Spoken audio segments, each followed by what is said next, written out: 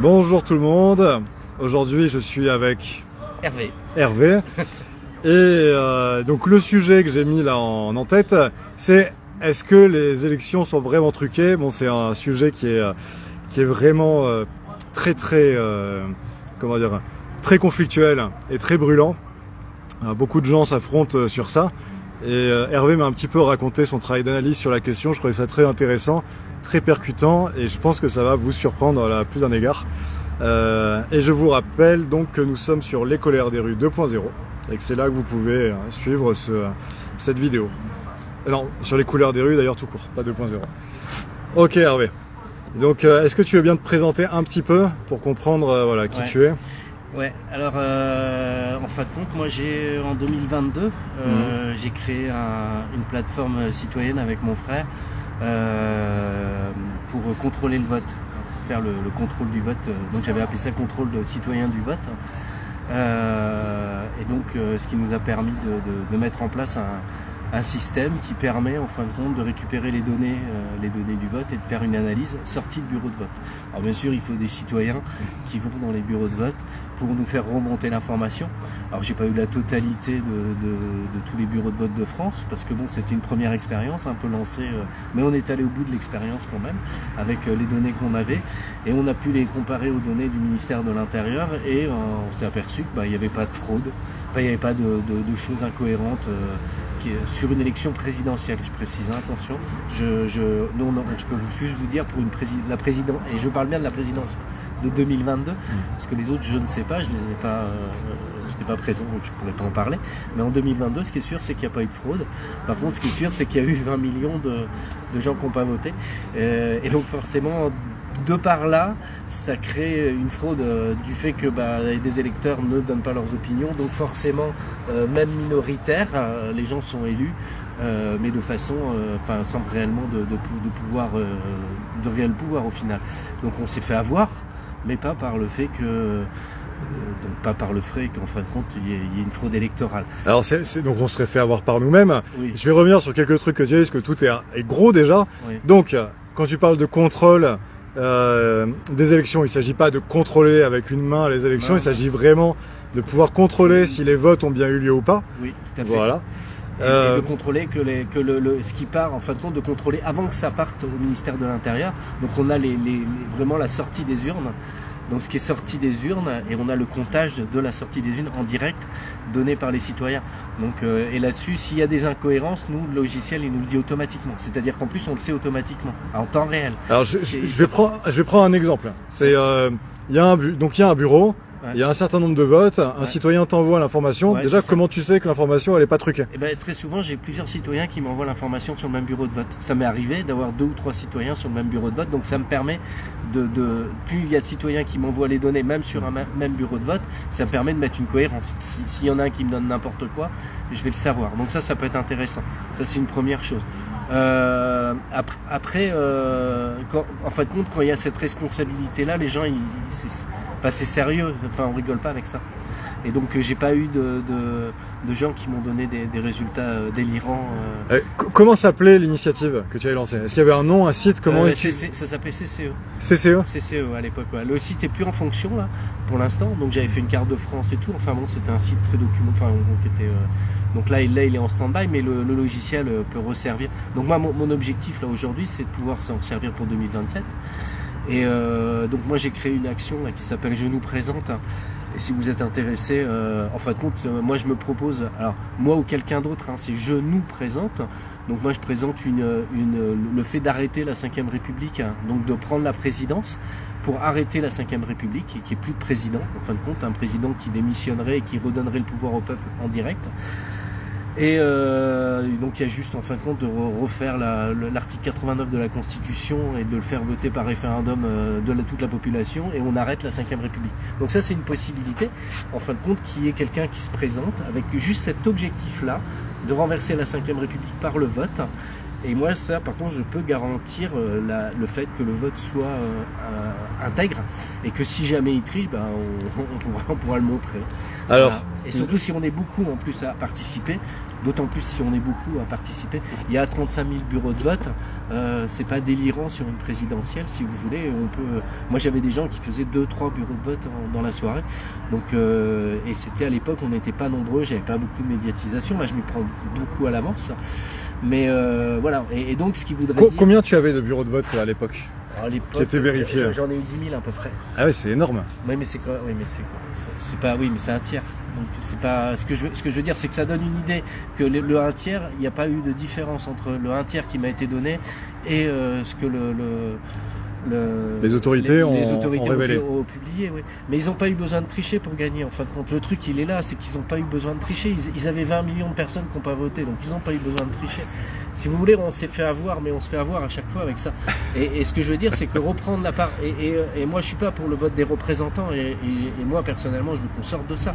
Mais à un moment, si on veut sortir du vote représentatif, il faut qu'à un moment donné, on reprenne le pouvoir, et on peut se servir de cette présidentielle pour élire quelqu'un qui a juste cette fonction-là, c'est-à-dire de dissoudre la 5e République, et qu'on soit un collectif, parce que quand j'ai appelé mon mouvement, je l'ai appelé Je nous présente, parce que voilà, je l'ai appelé Mouvement 2027. C'est un mouvement, c'est pas un parti, il n'y a pas de sous, il n'y a pas de cotisation, il n'y a rien. D'ailleurs, on peut même faire une élection sans sous. Ça, il faut quand même que vous le sachiez. C'est-à-dire que si sur les réseaux on fait circuler cette idée et qu'on dit ok, on prend quelqu'un, on le met en place et on vote pour lui, on n'a même pas besoin de faire d'affiches, on n'a rien besoin. Les bulletins, à partir du moment où on trouve les 500 signatures pour cette personne, et il y a déjà des gens, par exemple dans Solutions Démocratiques, il y a des gens qui cherchent déjà les 500 signatures, et je pense que si on se met à plein à chercher les 500 signatures, on les trouvera. Et le truc, c'est de se coaliser, c'est de se dire à un moment on se met ensemble pour que cette 5e République elle s'arrête, et par le vote c'est le moyen le plus légal de le faire, et c'est légal, il n'y a rien qui nous empêche de le faire, il suffit juste qu'on décide de le faire ensemble, et c'est tout. Donc, et alors qu'est-ce que tu as à dire aux gens qui refusent le vote par on va dire idée, tu vois, fondamentale? Mais je comprends. Tu vois, comme elle a dit la dame là tout à l'heure. Je comprends, mais j'ai des amis moi qui disent que voter c'est donner son âme au diable et tout ça, et je comprends, mais je l'entends, mais je suis d'accord avec ça. Moi je suis pas pour la représentation, mais si vous voulez, là c'est vraiment une stratégie. Moi j'appelle ça une stratégie de guerre.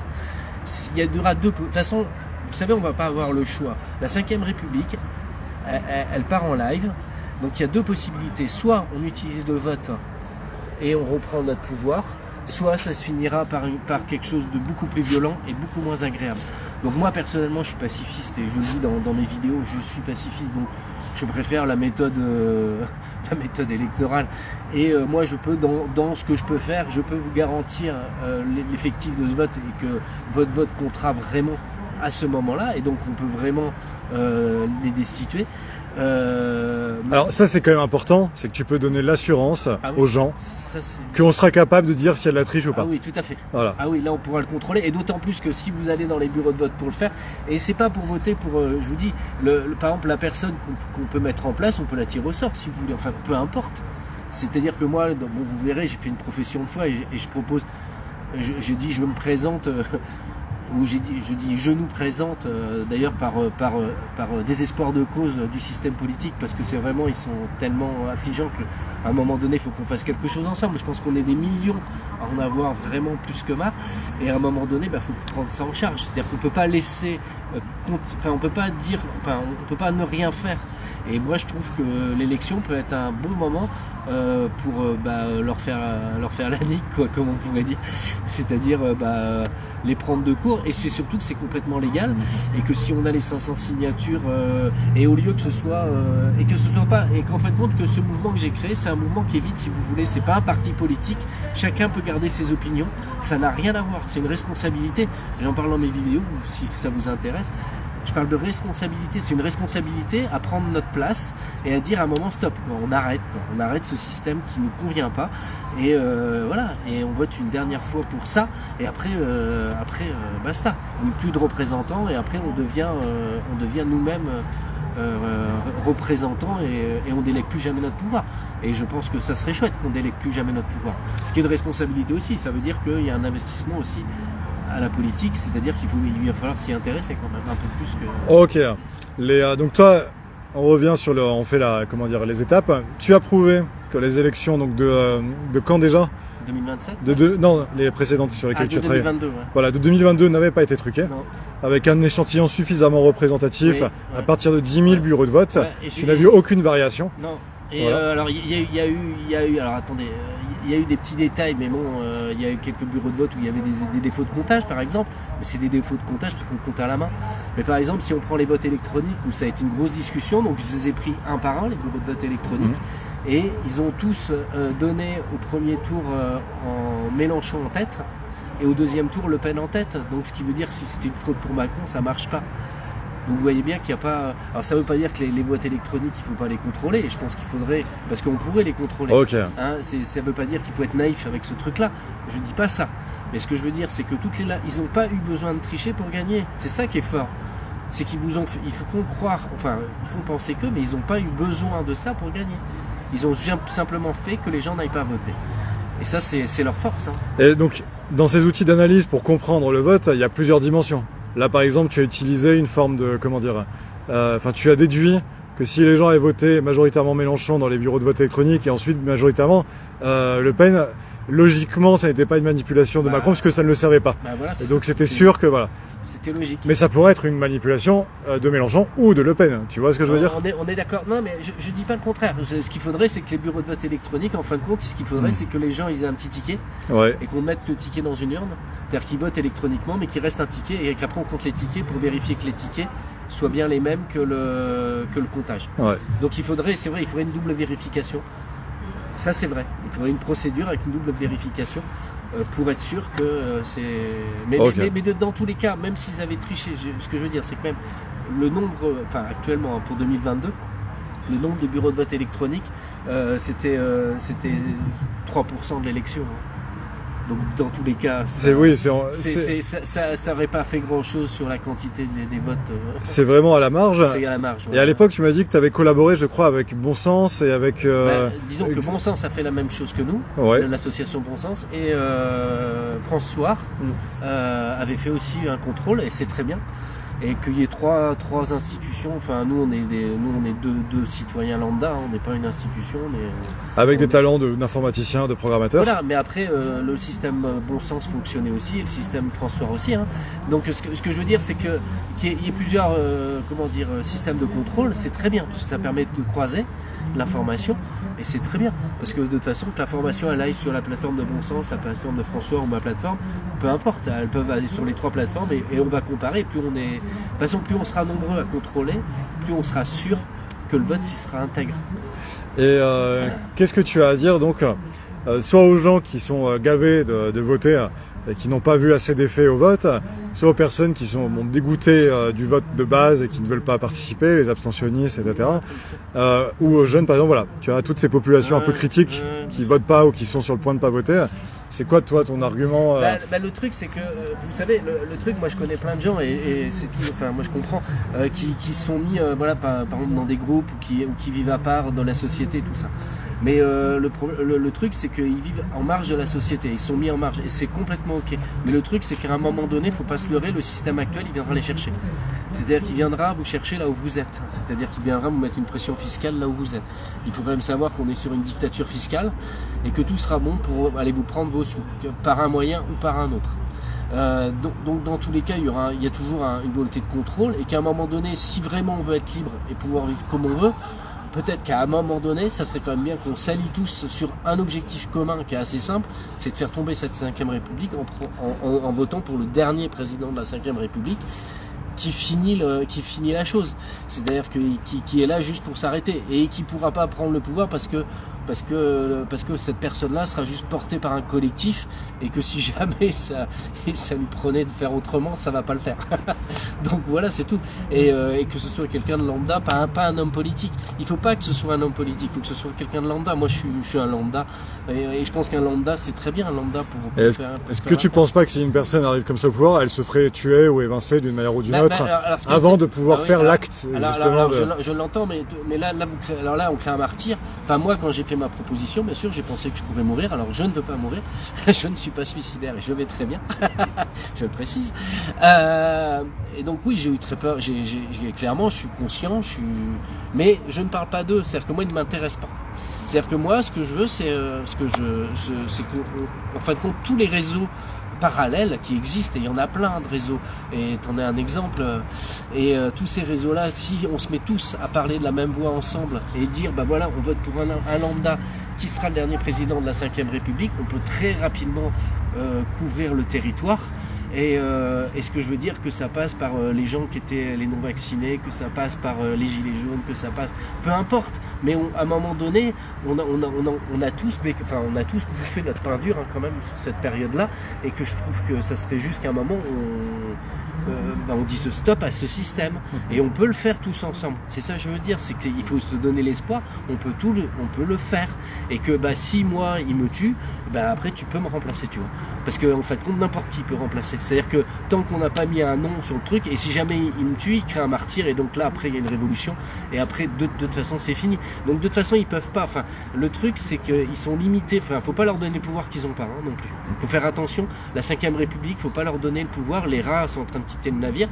La structure mondiale est en train de changer, et la structure France est bien en train de souffrir. Donc ce que je veux dire par là, c'est qu'il faut pas leur donner un pouvoir qu'ils n'ont pas. D'accord. Et que nous, c'est le moment, si on est motivé, on est motivé, on y va et on fonce. Moi, si vous voulez, je suis motivé pour moi-même, et donc je vous invite à aller sur mon site internet, c'est hervéoz.fr, hervéoz.fr. Ok, je mettrai le lien après dans la description. Et vous pouvez aller voir, voilà, j'ai fait 15 vidéos, ça prend 1 heure, vous pouvez regarder, vous pouvez en dire ce que vous voulez. Mais ce que je veux vous dire par là, c'est que on peut, enfin pour moi, il y a une réalité qu'on peut le faire. On peut vraiment le faire. Et moi, j'ai la foi dans le fait que c'est le moment, en fin de compte, de renverser la 5e République. C'est le moment de le faire. Et que je pense qu'on est suffisamment nombreux. Et au-delà de la solution démocratique ou d'autres groupes qui sont très bien, qui font plein de travail derrière pour proposer de nouvelles constitutions citoyennes et tout ça. Et c'est super, tout ce qui est fait là est super. C'est ce qui se fera après, c'est ce qu'on a besoin pour après. Mais à un moment donné, il faut faire un stop à la 5e République. Et le stop, ça sera, pour moi, pour moi, si on met quelqu'un et on dit, voilà, cette personne, on vote tous pour lui, et ce sera le dernier président de la 5e, il reste 15 jours, et après il se barre. Et après, nous, on prend tous en charge, toute la communauté prend en charge, en fin de compte, le pouvoir, en fin de compte, toute la communauté française de citoyens prend le pouvoir, et on s'installe et on commence à causer, à parler, à créer une constitution, à refaire une institution, et avec des mots qu'on comprend, parce qu'une constitution qu'on peut comprendre, peut-être des lois qu'on pourrait comprendre aussi avec un langage bien français, parce qu'il y a tout ça aussi, c'est-à-dire qu'à un moment donné, la démocratie, ça passe aussi par le fait qu'aujourd'hui on a des lois que personne ne comprend, une constitution qui est complètement illisible, et qui bafoue nos droits en plus. Donc faut remettre en place le cadre. D'accord. Et donc pour cet exercice qui est quand même un peu périlleux, tu vois, enfin genre d'envoyer, voilà, c'est ça, d'envoyer quelqu'un de lambda, en fait, un n'importe qui, tu vois, on dirait un peu comme Rémi Gaillard qui disait, c'est en faisant n'importe qui qu'on fait n'importe quoi. J'adore Rémi Gaillard. Bon voilà, il faut un n'importe qui là pour aller à la présidentielle. Mais moi j'y vais. Hein. Ouais. Moi perso j'y vais. Moi je suis prêt à y aller. Mais maintenant j'ai pas envie que ce soit. Enfin moi c'est pas mon. Moi ça. En fin de compte j'ai une autre vie, j'ai d'autres choses à faire. C'est vraiment. Enfin moi si je fais ça, j'ai toujours dit c'est par désespoir de cause, et c'est pour mes enfants parce que j'ai beaucoup d'enfants, j'accompagne beaucoup d'enfants et j'ai pas envie de laisser une société comme ça. Dans quel sens tu accompagnes beaucoup d'enfants? J'accompagne des enfants qui sont placés. J'en ai accompagné plus de 60 en 20 ans, et donc je leur donne un avenir, et moi je vois l'avenir de ce pays qui me convient pas du tout, et je me dis non quoi, je peux pas, j'ai 57 ans si vous voulez, et moi quelque part je suis prêt, enfin comme disait Brassens, mourir pour des idées, d'accord, mais de mort lente, mais bon à un moment donné j'ai pas du tout envie de mourir, mais j'ai très envie de positionner ma façon de voir, ma façon de faire, d'être mais pour nous, et pas parce que franchement je pourrais faire autre chose, mais je peux pas, enfin ça a du sens si vous voulez pour moi, mais ça a du sens pour moi parce que je me dis, en plus j'adore notre pays, enfin j'adore la France, j'adore les Français, j'adore notre côté rebelle, les râleurs, parce que j'en suis un aussi, et moi aussi ça fait 20 ans que je râle, ça fait 20 ans que je comprends tout ça, mais j'ai dit à un moment donné c'est stop quoi, c'est dire mettre un stop. C'est-à-dire qu'à un moment donné, on peut plus se faire maltraiter comme ça, quoi. C'est pas possible. Et donc pas besoin d'analyser énormément ce qui se passera par la suite. L'important c'est ce premier acte d'arrêt. Ouais. Voilà. Bah, comme disait Étienne Chouard, il dit je fais plein de conférences où lui il parle du après, de faire tout ça, il dit les gens ça les passionne, mais le problème c'est qu'on n'a pas cet acte-là. C'est-à-dire que si on n'a pas cet acte où on dit à un moment stop, bah tout le reste on peut pas le mettre en place. Donc on parle dans le vide un peu. Donc si on se dit bah voilà, on est 20 millions de Français à se dire bah voilà, on va tous voter pour lui parce qu'on dit stop, il y a rien qui nous empêche de le faire. Ce que je veux dire, c'est qu'il n'y a rien, parce que si on est 20 millions à aller tanner des maires qu'on connaît ou des élus pour avoir les 500 signatures, on les aura. Il y a des communes citoyennes aujourd'hui, il y a des maires citoyens, donc on les trouvera les 500 signatures, c'est pas le problème.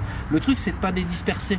C'est-à-dire que tous ceux qui sont OK avec ce principe-là, que ce soit l'UPR ou les souverainistes même d'ailleurs, au moins on arrête ça et on passe à autre chose. Parce que on va pas se focaliser sur le Frexit. Le Frexit, de toute façon, ça sera une évidence. Si on veut se retrouver. Donc c'est pas la question, elle est pas là. La question, c'est d'arrêter la Ve République et le système représentatif et qu'on soit nous-mêmes nos propres représentants, qu'on retrouve notre propre gouvernance. Là, tu parlais de partis. Alors, il y a peu de chances pour que les têtes de ces partis soutiennent quelque chose comme ça, vu que eux, ils font leur plein quand même. Même si on peut les trouver bien, tu vois, enfin Asselineau, Lassalle, etc. Mais sûr, ils font pas quand même partie de ce système-là. J'en ai rencontré. Je dis pas de mal, mais ils ne pensent pas comme ça. Donc, est-ce que ton appel, il est pas juste à la base, en fait, de ces partis, tu vois, aux militants, en leur disant, voilà, peut-être que. Bah, le problème, c'est que si vous votez pour dans les partis politiques, les gens, c'est leur métier. Donc forcément ils nourrissent leur métier, peu importe la volonté qu'ils ont. Moi c'est pas mon métier d'être homme, enfin moi c'est pas mon métier, ça le sera jamais. Moi je fais pas de la politique, enfin moi ça m'intéresse pas en fin de compte la politique comme métier, c'est pas un métier pour moi. Enfin si vous voulez faire de la politique, pour moi c'est du bénévolat. Vous voyez, j'aime faire ça en plus de ce que je fais. Parce que je trouve que c'est normal de participer, parce que c'est normal de participer à un collectif. Ce matin je suis arrivé tôt, j'ai mis des chaises, j'ai installé le truc, enfin voilà, et j'étais pas bénévole ici, mais voilà j'étais là, donc je sais. Et je précise que c'est aux universités citoyennes d'Avignon que j'ai pas cité au début. Voilà. Et c'est ça la vie, enfin pour moi c'est ça la politique, c'est qu'on va investir le collectif et on va participer au collectif. Et pour moi c'est pas un métier, c'est normal en fin de compte, c'est juste une normalité, on n'a pas à être payé pour ça. Donc moi tous les gens, j'entends bien, tous les gens, les partis, ils se nourrissent de ça, c'est leur vie de se nourrir de ça, mais pourquoi? Ce qu'on se constate, c'est comme depuis, enfin moi je suis la politique depuis 81, depuis que j'ai 9 ans. Moi j'ai une famille très politisée, donc j'ai bien vu toutes les dérives, toutes les délires, j'en peux plus moi. Enfin les partis politiques quels qu'ils soient, j'en peux plus. Mais c'est pas en soi qu'il y ait des bonnes idées ou des mauvaises idées, c'est pas la question. Mais la façon dont les hommes et les femmes politiques font de la politique, moi ça me désespère. Enfin ça me désespère vraiment. Est-ce que pour mener à bien cet outil d'analyse des élections et pouvoir arriver à faire une élection comme tu en as parlé, tu as besoin d'aide technique, tu vois? Est-ce qu'il y a où tout est rodé, enfin tout le système est déjà. Techniquement, ce qu'il nous faudrait, le seul truc technique qu'il nous faudrait, c'est un serveur. Donc s'il y a des gens qui ont des serveurs, des gros serveurs, donc on a fait avec les serveurs qu'on avait, ça a bien fonctionné, donc il n'y a pas eu de problème. Maintenant s'il y avait beaucoup plus de monde, peut-être qu'il faudrait des serveurs un petit peu plus puissants. Donc il y a cette partie-là technique, on va dire des serveurs à louer pendant 2 mois sur la période d'élection. Donc c'est pas une fortune non plus. Mais ça c'est quand même un détail, je vous promets, ça coûte pas des millions. Ah bien sûr. Mais là on est sur. Mais voilà, moi le seul truc technique qu'il nous faudrait c'est ça. Et après la participation des citoyens pour aller dans tous les bureaux de vote et puis aller voter, puis aller contrôler, puis renvoyer les données. Et puis voilà. Donc quitte d'ailleurs à ce que ces gens ne votent pas entre guillemets. Les gens qui peuvent venir vérifier les votes sont même pas forcément des gens qui ont voté. J'en ai eu moi qui n'ont pas, aux dernières élections 2022 qui n'ont pas voté et qui ont été relevés les compteurs et qui n'ont pas voté parce que le 12e tour ils voulaient pas voter, ce que je comprends complètement. Donc mais ils ont relevé les compteurs quand même. Donc ce que je veux vous dire par là, c'est que ça c'est pas, il n'y a pas d'obligation d'aller voter. Le contrôle n'impose pas le vote. Chacun fait ce qu'il veut et il est libre de faire ce qu'il veut. Mais l'idée, en fin de compte, c'est que si on focalise pas, parce que tout le monde me parle Coluche, bah oui, Coluche, mais il est plus là. Donc à un moment donné, si vous voulez, sur le principe, Coluche c'était une bonne idée, mais bon, pas sous Mitterrand. Voilà, parce que Mitterrand était ce qu'il était. Mais ce que je veux dire, c'est que aujourd'hui, c'est nous les Coluches. Quand je dis je nous présente quelque part, c'est un jeu de mots pour dire c'est nous qui nous présentons, nous présentons. et soyons nos Coluches. C'est-à-dire que tout le monde veut Coluche, soyons Coluche, soyons tous des Coluches à dire. Et puis s'ils en tuent un, ils ne pourront pas tous les tuer. Donc de toute façon. Est-ce que tu penses que les gens ont le courage d'être tous des Coluches? Ayons le courage de ça. Moi je prends mon courage à deux mains pour le faire. J'aurais pu fuir et puis dire bon allez laisse tomber. Parce que si vous voulez, j'ai pas d'intérêt particulier à faire ce que je fais, et je le fais parce que ça a du sens. Voilà. C'est juste que ça anime vraiment du sens chez moi. Après, je vous dis, moi ce qui m'intéresse, c'est l'idée. C'est cette idée, en fin de compte, qui m'intéresse d'en finir avec la 5e République et de dire stop.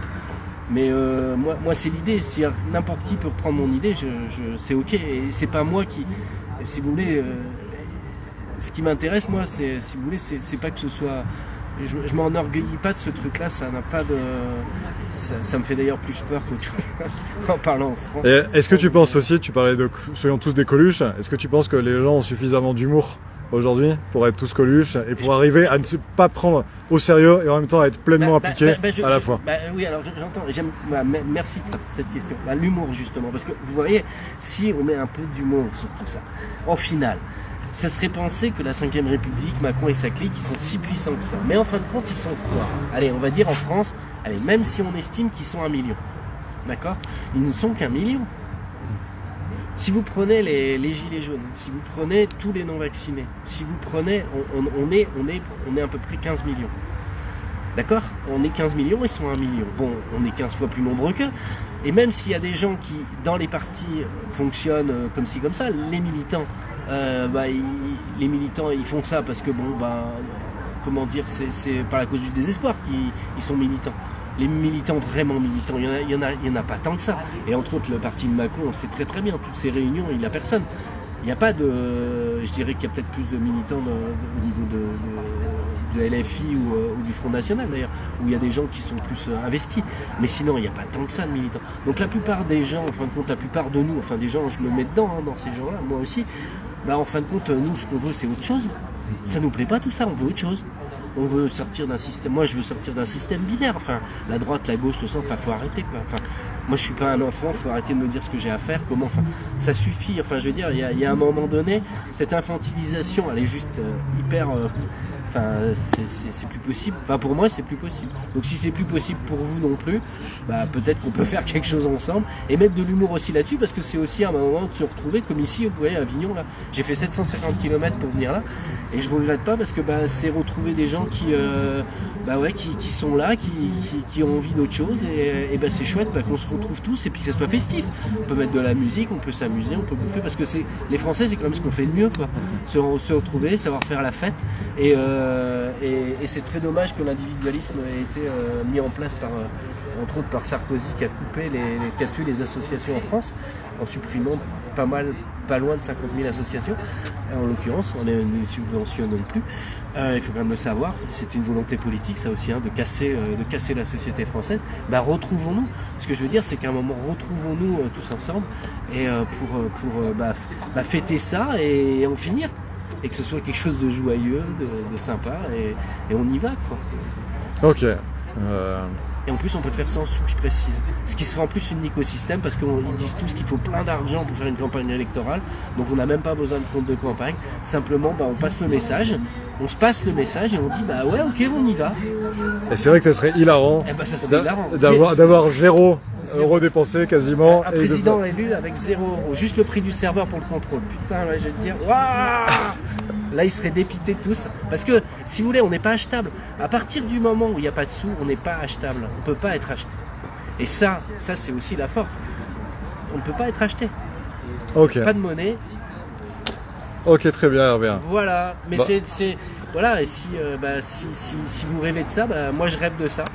Et si on peut accomplir ce rêve, il nous reste 10 mois, 11 mois. On peut le faire ensemble. Moi, je suis convaincu qu'on peut le faire ensemble. Il faut juste se dire, voilà, on se rassemble et on y va, quoi. Bravo déjà pour le travail accompli. Et j'espère que tu pourras porter l'idée et que tu pourras rencontrer d'autres personnes pour débattre. Tu vas poser l'idée et voir comment les uns et les autres réagissent, etc. Et je pense que ça sera intéressant. Ouais. Et donc je vais vous saluer tous. Merci d'avoir suivi cet entretien. Je trouvais ça très intéressant. Attends, je te remonte là, j'étais hop, voilà. Tu peux le redire. Merci, merci à toi. Ouais. D'avoir Et franchement à tout le monde, il y a plein de gens très intéressants là. Cette université d'été citoyenne, enfin cette université citoyenne d'Avignon. Et vous pourrez ça suivre un peu sur Nexus, voilà, sur d'autres médias, sur John de Vécu aussi. Et voilà, merci pour l'attention et à bientôt donc pour d'autres aventures, d'autres vidéos. Voilà, ciao ciao.